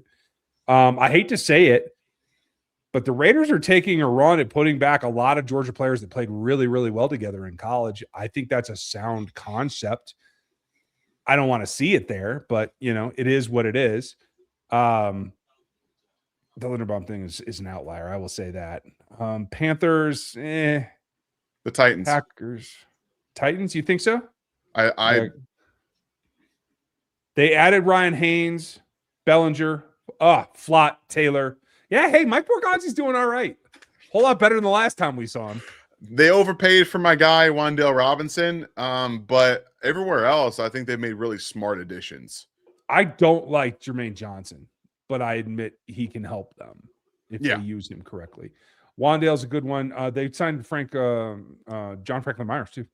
Yeah, that was another one, the big one. Not bad, Mike. Not bad. Damn good player. So that's how I feel about that. Thank you very much, Info. Tater's World got one here for us. So we've got Delane at 9, Parker at 29, Pons at 40. In this instance, I would imagine the Chiefs sign a safety and don't draft or don't bring in any corners at all, and Christian Fulton is dead. I might get drunk on camera if this happens. I'd be I will very be happy ecstatic. about this.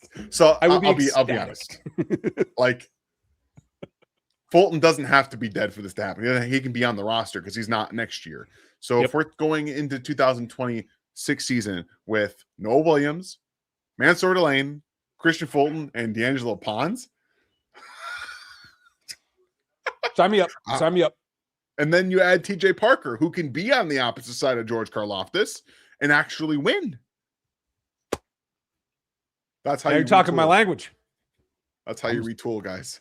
Hey, Westbound, I'm gonna need a custom beer for that night. Appreciate that, Tater. Whew, that's a good one. That's a good one.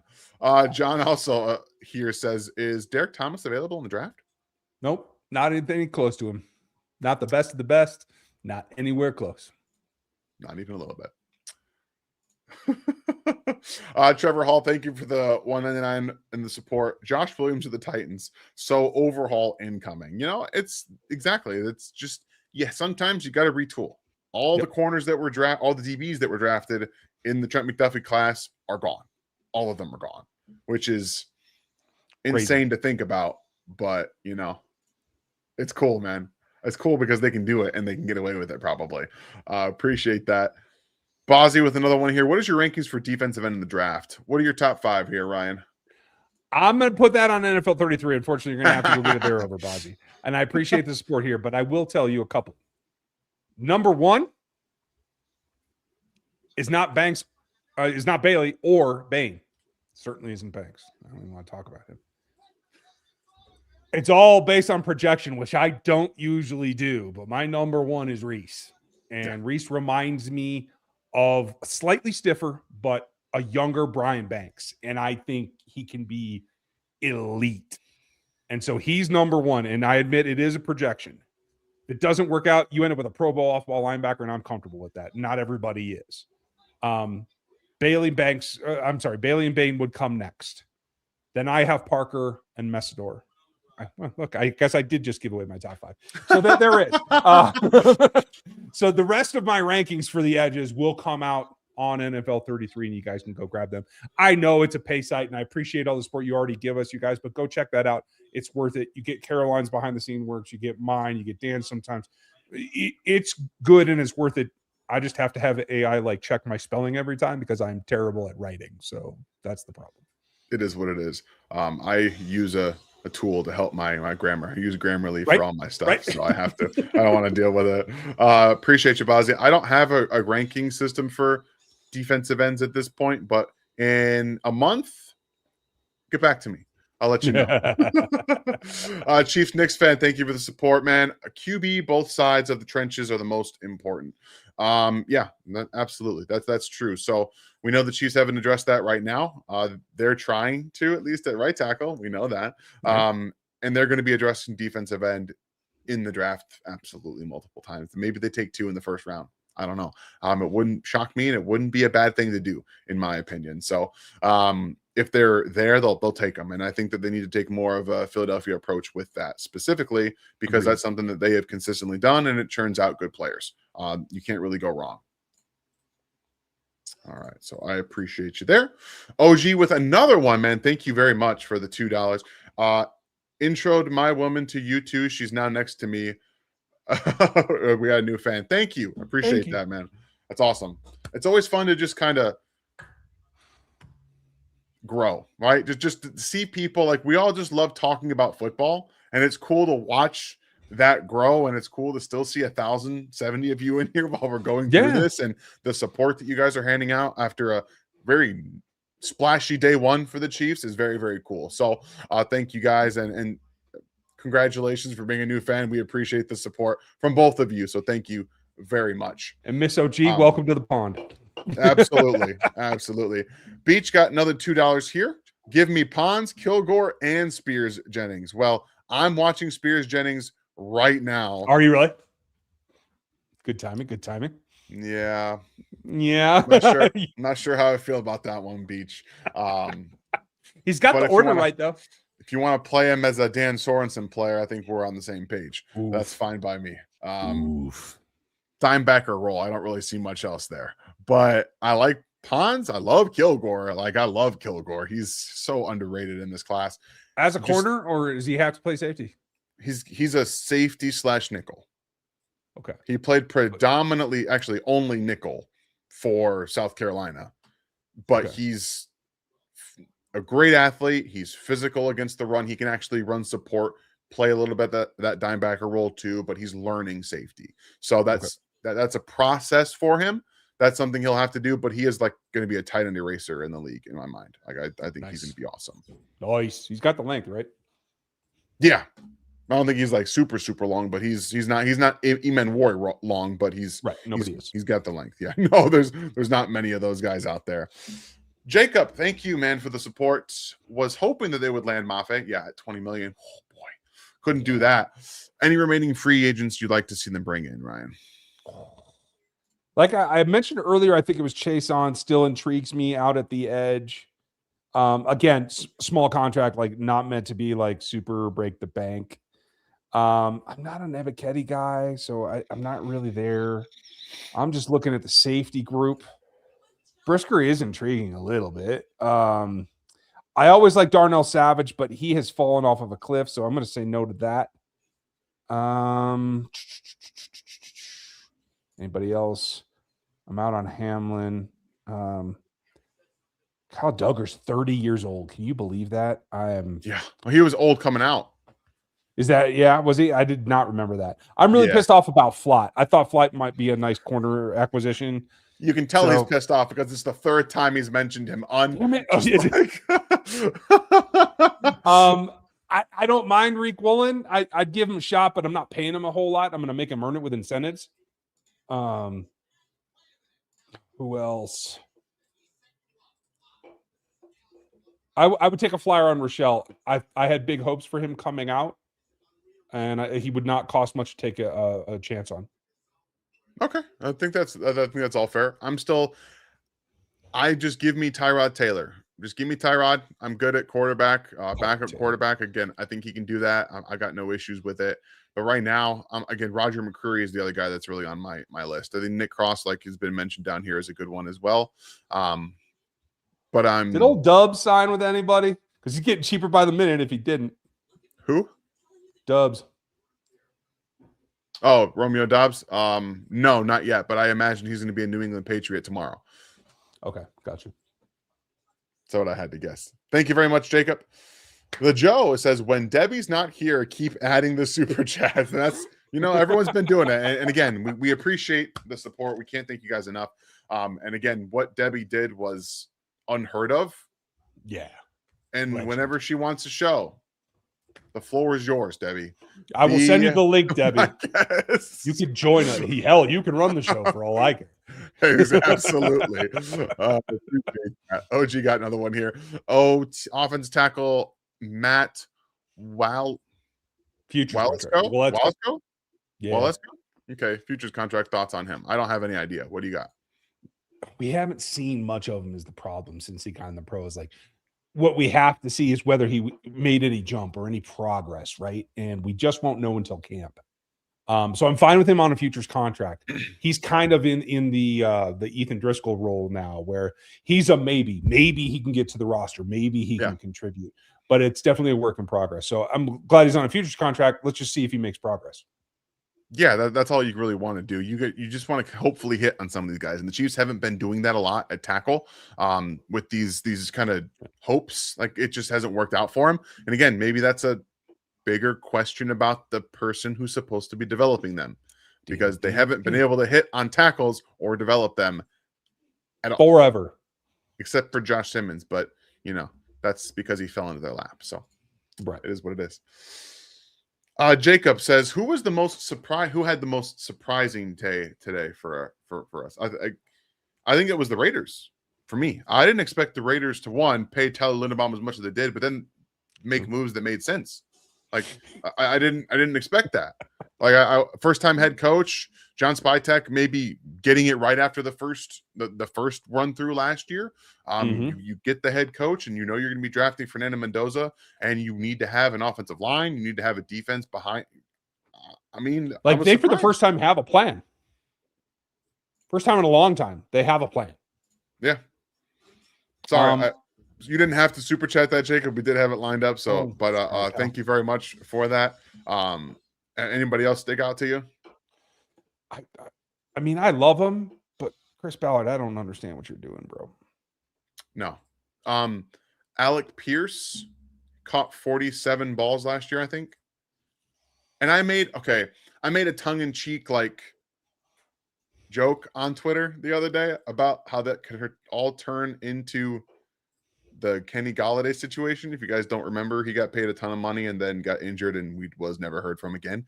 I'm not saying he's going to get hurt. I'm not wishing injury on him. I'm also not saying that he will be bad. We don't know much about Alec Pierce. And I will say it was the best solution for both players, for both parties. He's only going to be that good, in my opinion, with the Colts. And he got absolutely paid. I think if he goes somewhere else, he doesn't become what he is in Indianapolis. I still think it's an overpay. I can get down with that. I'm just looking. Bears didn't add much. The Bengals were aggressive. I don't know if it'll all pay off. Yeah. They surprised me a little bit too, for sure. I mean, Brian Cook, they brought in Tinsley, the Grandy, that kind of like H-y tight end guy. I think that's an interesting wrinkle for Joe. Dalton Reisner came in. Like, they were aggressive, I'll say that. The Dolphins giving Malik Willis the contract that he got was God. With a defensive minded head coach. That just I wanted Malik Willis to go somewhere with an offensive minded head coach. I feel bad for the guy. Matt Ryan, shame on you. You know better. Yep. Well, Matt Ryan's with the Falcons. That's what I'm saying. The Falcons. The Falcons didn't get him. Who gave it to him then? Sorry, I have Falcons in my head. They're in front of me. No, the Dolphins gave it to him. Dolphins have no one. What am I talking about? Yeah, they don't know any better, so it makes sense. And then the Falcons went ahead and brought in Tua. I made the leap. That's what it was. Yeah. That's what it was. Yeah, sorry. See, this is how my old brain works. Sometimes Dan has to translate, folks. Appreciate you, Jacob. And as well, again, here from Chief Knicks fan. Would you trade for Kayvon Thibodeau? If they want a third-round pick, sure. I got a fourth. You can have 109. I mean, sure.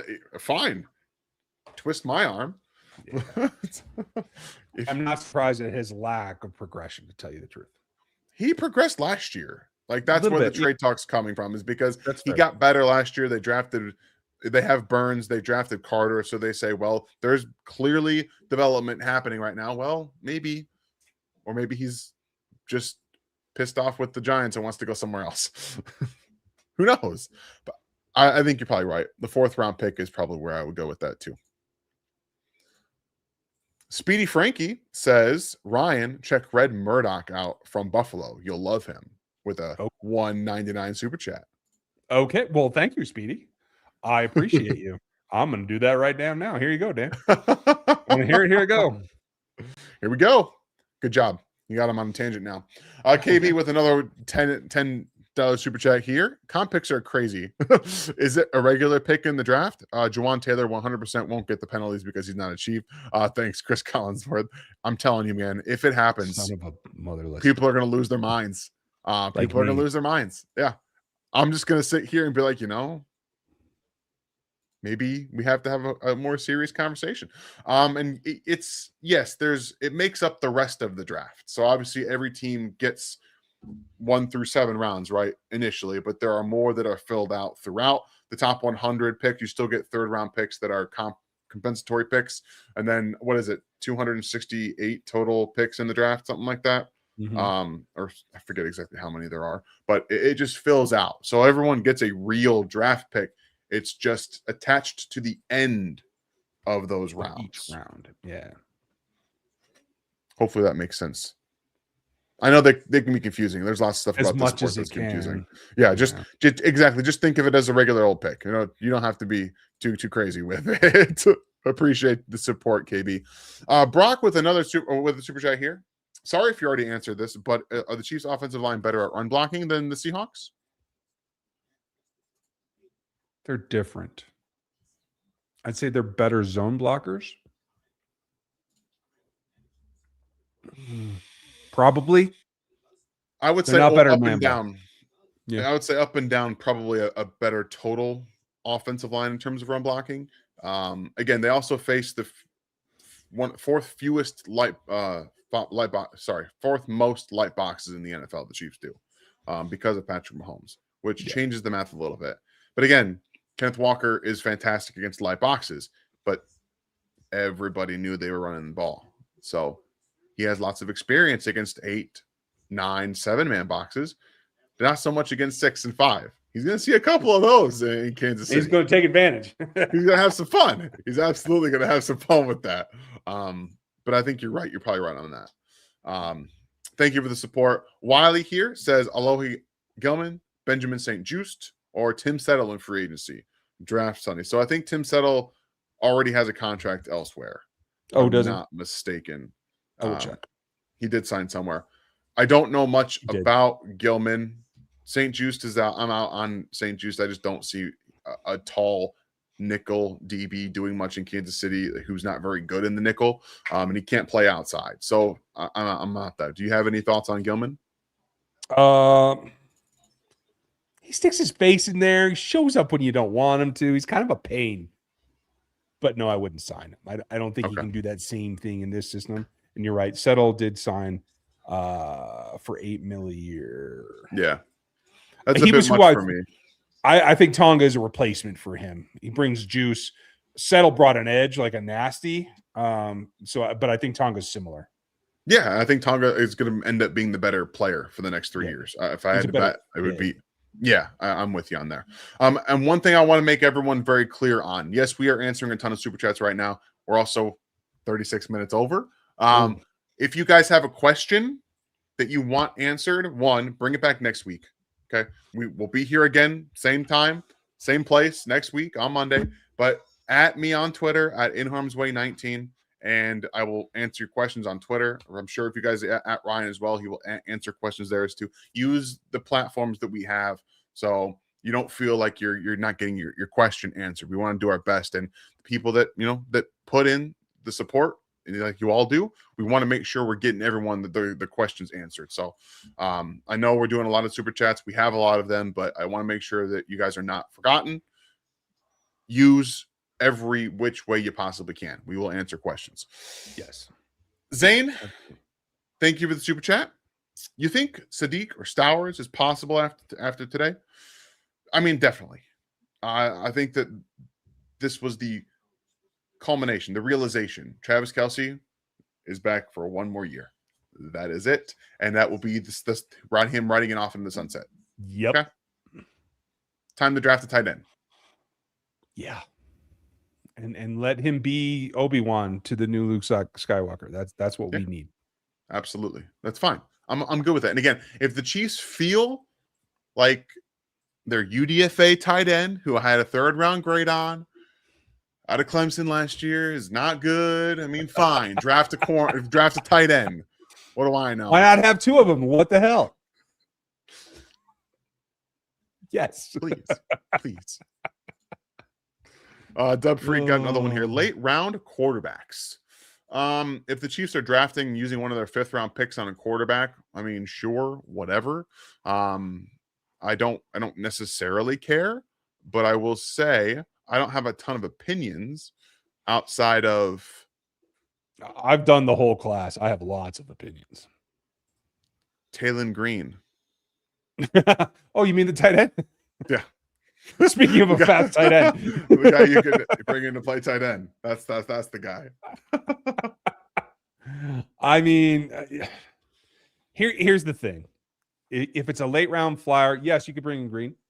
I don't think he'll play quarterback for very long because he is too much of an athlete. But you could. What I see for him is a possibility of a what's his name? Who's the kid in New Orleans? A tight end / quarterback. Oh no, the Taysom Hill. Taysom Hill. Like I could see a role for that, like that for him.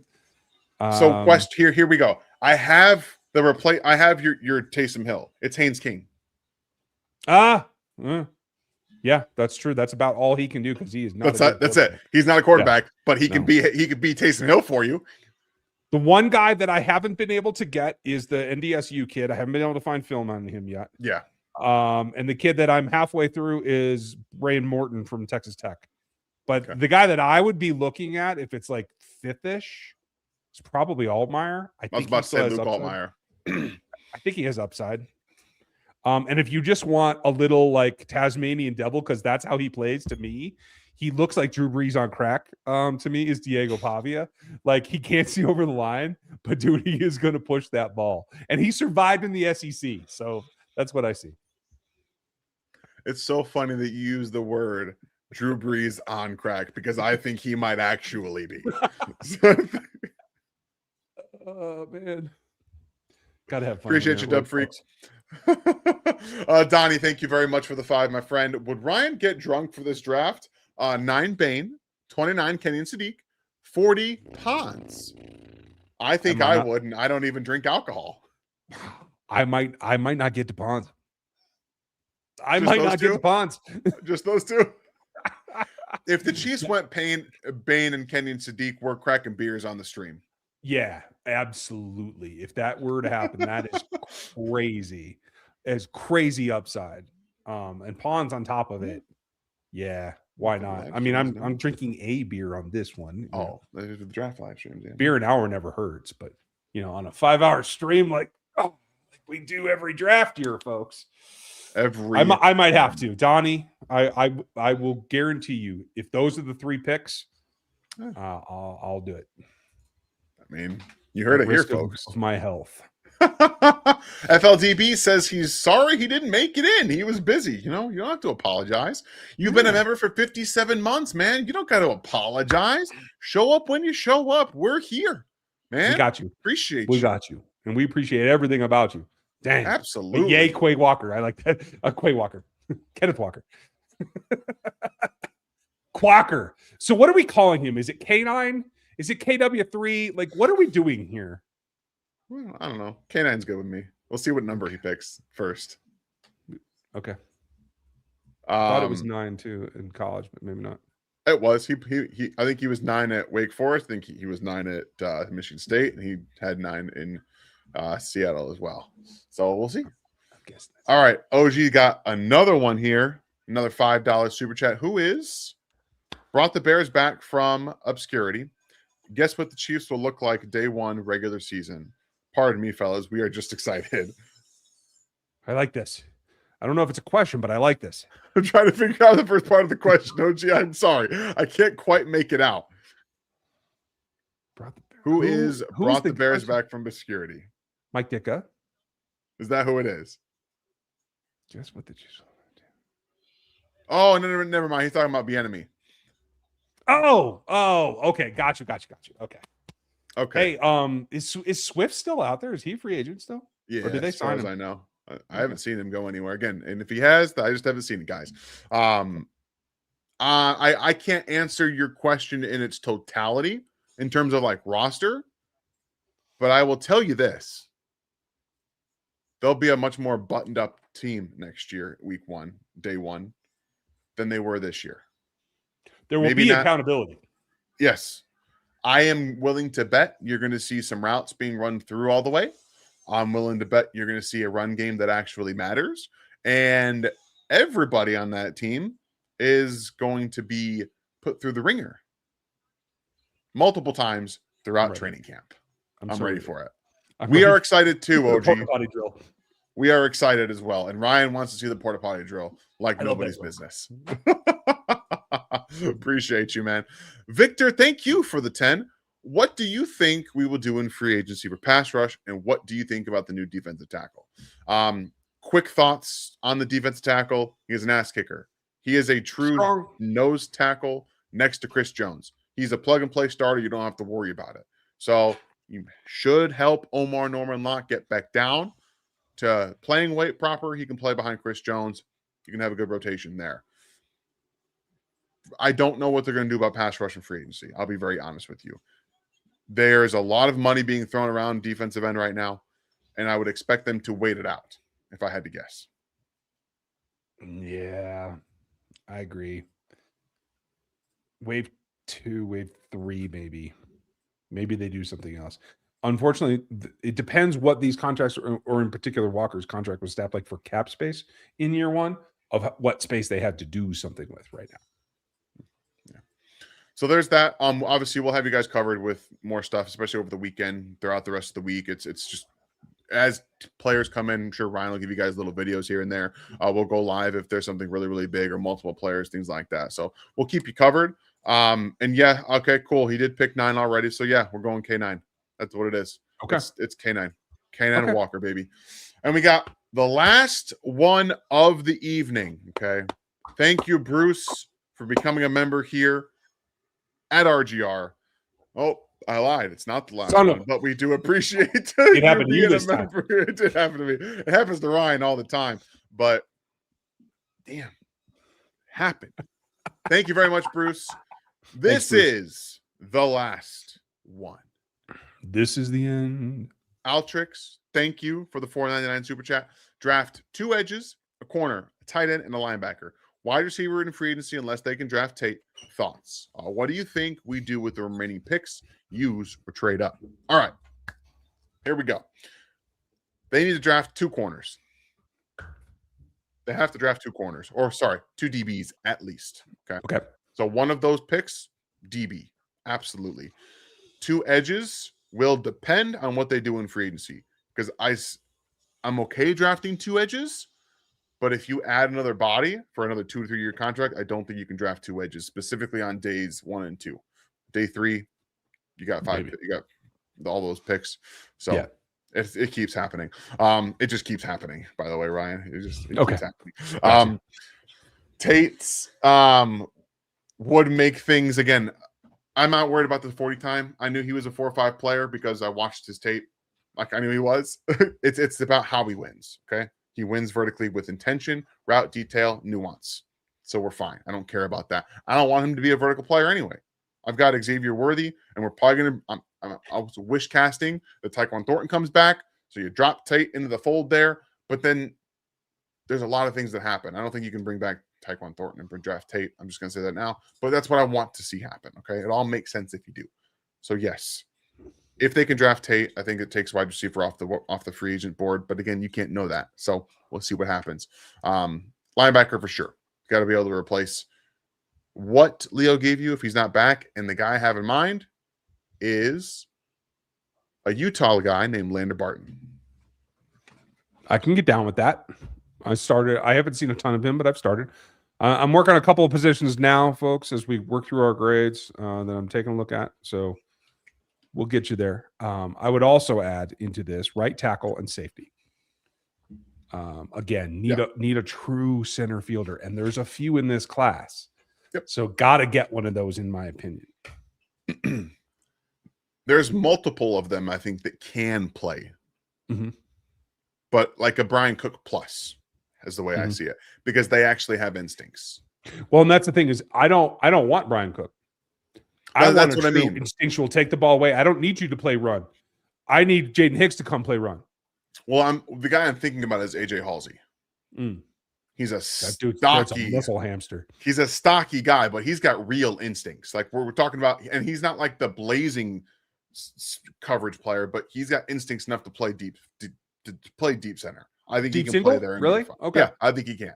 Again, that's projection on my part based on what I've seen. Obviously, he's very good coming downhill, being physical in the run game and filling lanes and things like that. But I think he has the instincts to also play more in the back end than he gets credit for. But that's just me. I think they at least trade up once or twice in this draft. Absolutely. I think they should. Yeah. Go get the guys. Appreciate the support. All right. Hey, Shane. Here it is for now. Shane, thank you very much for the 10. Appreciate the support. Hey, guys. Love the show. Thank you. We appreciate that. And we still have 900 people in here. Almost 2 hours in, you guys. Thank you so much. Looking ahead with Rashee Rice going into his last year on his rookie deal, do you think the Chiefs see what value he has, possibly trade or draft replacement in 2027 or sooner? What do you think, Ryan? He's got to do 2 things. He's got to recoup his reputation and prove that he's changed and he's not going to get in trouble anymore, one way or the other. And I don't think this latest thing with the ex-girlfriend and stuff is necessarily new. So he's got to distance himself from that. And he's got to play. He's got to show up every damn game and show that he can be reliable on the field. If he can do that, he can recoup his value, and he could be a value asset just to another team.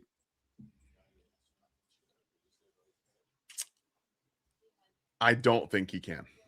Okay. To the rest of the NFL in terms of trade value. I don't project him to be on the roster next year in 2027. I don't think he's going to be back in Kansas City. I don't think they're going to pay him. So I think that they will be drafting a receiver to replace him eventually, or maybe bring in someone that I don't really know about. I know. Give me a minute, pup. But I think that they have to address the simple fact that if he doesn't actually get his nose clean for this season, he probably should be cut at some point. Like that might be on the table if something else comes up. Okay. Yeah. I'm not saying that I necessarily agree with it, because there's also that burden of proof, right? Is what do we believe actually happened in some of these situations? Obviously, one was dealt with and he got sentenced, he got convicted, all that stuff. This latest one is far more muddy. Okay. It's far more muddy. But I'm not going to get into it because that's a whole other thing. I don't think he can actually recoup his trade value. I think it's everyone else is going to see what's going on, and I just don't think it's possible for him. Gotcha. Okay. Mickey, I appreciate you. You're going to have to watch a little Downton Abbey. I'm sorry. I can't go 3 hours here. So draft night, guys. Yes. We will be live for 4 hours on draft night, Mickey. Yes. So tune in there. We promise to give you guys 4 hours of content for those first 2 days. Absolutely. All right. Shane, thank you for the support. Slammin' comes in with a $2 super chat as we're leaving. I'd love to draft Downs. Absolutely. But I'll settle for Bud Clark. Bud Clark is not down. Fun. He's fun as hell, but he pisses me off to no end. He takes too many chances for you. He out leverages himself. He's just like, I'm guessing this. I'm guessing. Oh, wait, I'm not guessing. Yeah. So like, I love the instincts. It's hard to produce that level of ball production anywhere. But dude, that's what Dave Merritt's for. Better exactly. To say calm down than giddy up, right? There you go. So yeah, for Kansas City, I think we'll bump up the draft grade for him, but I'll keep him where he's at for everybody else because I don't think you got Dave Merritt's everywhere slamming. Appreciate you. True. Oh man, guys, that was a marathon of a Q&A. And again, I do apologize we didn't probably get to every single question, every single topic. We will do that. Make sure to bring your questions back next Monday. At me on Twitter. Use all the different ways. If you guys are members, you can at me on Discord. There's a bunch of different ways you guys can ask questions. So just make sure you do that. Yes, please. And everybody take care of yourselves. It's going to be an interesting couple of days. There'll probably be a couple more things. We'll drop some stuff for you. Good night and good luck to everyone and stay safe out there. We'll be back next week for the stream. We'll have intermittent content like we always do. Yeah. So please be here with it. I will try to listen to what you guys said. I know I messed up the last stick to the model thing. So I'm going to correct that. We'll go through that maybe tomorrow, maybe later in the week. I am traveling next weekend, so we'll see how that comes out. But thank you for your time and your questions and your support like you always do, including Brenda, who's been here forever as well. Yes. And Daniel, thank you for putting up with me and keeping me on track. Oh, we're good, guys. This was just a lot of fun to get through and the support, you guys. It doesn't go unnoticed. Obviously, we do this every week, and you guys are a special group of people. So thank you so much for being here. Yes. Thank you. Enjoy your week. We'll catch you tomorrow and the next day and the next day. And hopefully nothing crazy goes on, or hopefully it does. We'll let you know. See you. Thanks for watching this video from the team at RGR Football. Click these videos to see more and subscribe to RGR Football.